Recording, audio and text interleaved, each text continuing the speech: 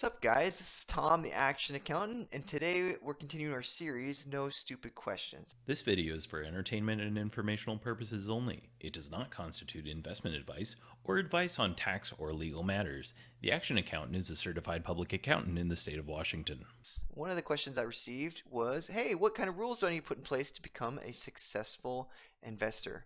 And I'm going to say, hey, guy or gal, thanks for asking that. I've got a list right here that we're going to go over. Let's dive in, shall we? Rule number one, don't invest what you can't lose. All right, so that might seem like a no-brainer. But what's really important about it is you don't know what the market's going to do any given day, or what your investment's going to do any given day. The old infamous quote was, "It might go up, it might go down, it might go sideways." And so, a couple stories of how this has affected me in the past, or how it affects anyone else. Say, for example, you're privileged enough to have someone pay for college. Thanks, parents. And that money's invested in the market. And it's your senior year of high school, and you have enough money to go to the esteemed Eastern Washington, and the year is 2008 or 7 or 6, I don't care. And you go off and you get tuition paid for your first year, and everything's good, and then the stock market crashes, and then you don't have money for your last 2 years of school, and you had money for all 4 years originally. That would really suck, wouldn't it? But basically, the idea here is, hey, you had enough money invested and set aside to pay for a thing, whether it's a car, whether it's tuition, whether it is a down payment for your house, whatever it might be.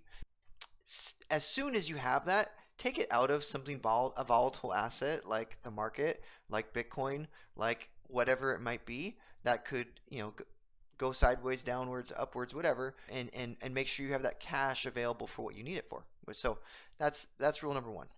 And the subtext for that is the market can be irrational longer than you can stay solvent. That's an old quote from The Intelligent Investor, and it's one of my favorites. You might have a really good idea, and you very well could be right, but it might take months for that thing to play out the way that you expect. Second rule, buy what you know. All right, what do I mean by that? It can mean lots of things. The first is it a product that you use on a regular basis? So this is a little subtle thing. So for example, say you want that new MacBook Air. Cool, that M1 chip's great.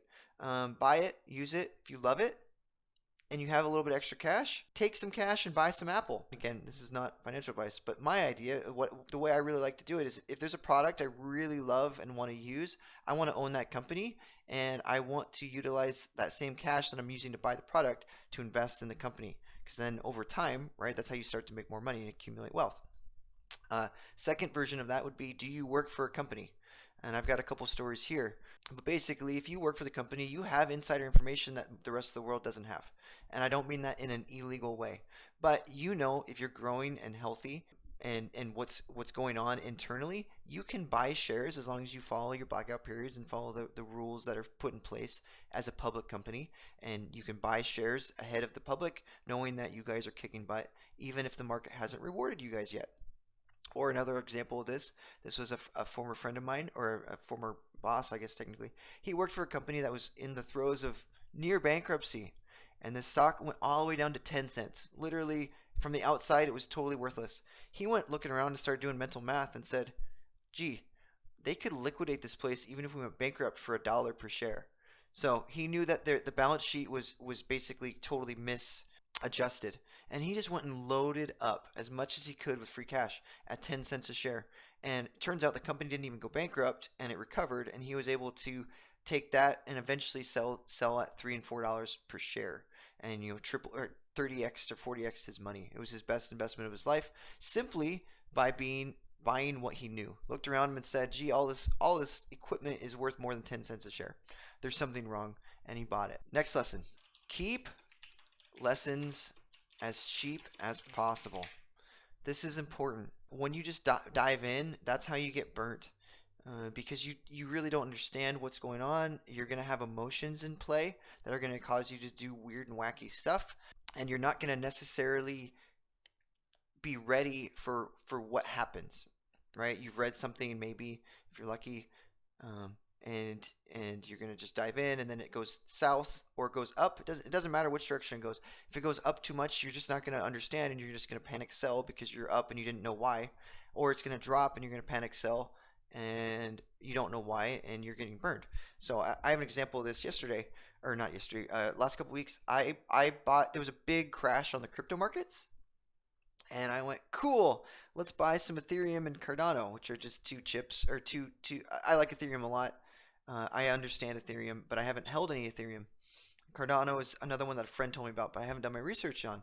I bought the dip, and literally 2 days later, it was up 20%. I'm like, awesome. What do I do? And I literally just sold it because I sat there and said, I just got really lucky. I had no idea what I was doing. I had no reason to buy this thing.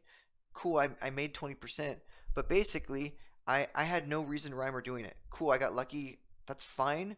But as soon as I really thought about it, what am I doing with this cash and capital? Like, why am I here? I had to bail out because I just didn't know what to do. So, but if we go into my bread and butter, which is the wheel strategy, selling puts, selling calls, cash secured puts, and selling calls on shares that I own, I understand what I'm doing because I spent 2 months researching it and studying it before I even made my first trade.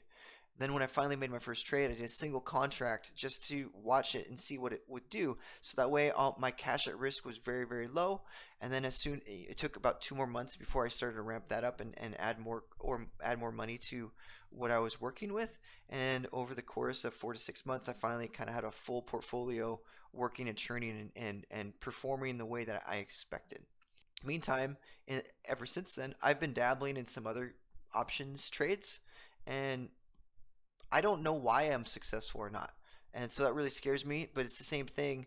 I'm trying to do one contract at a time because I want to learn to understand where do I buy it, when do I sell it, what's my strategy around these options contracts, and so that way I'm not putting tons of money at risk in something that I don't understand at all.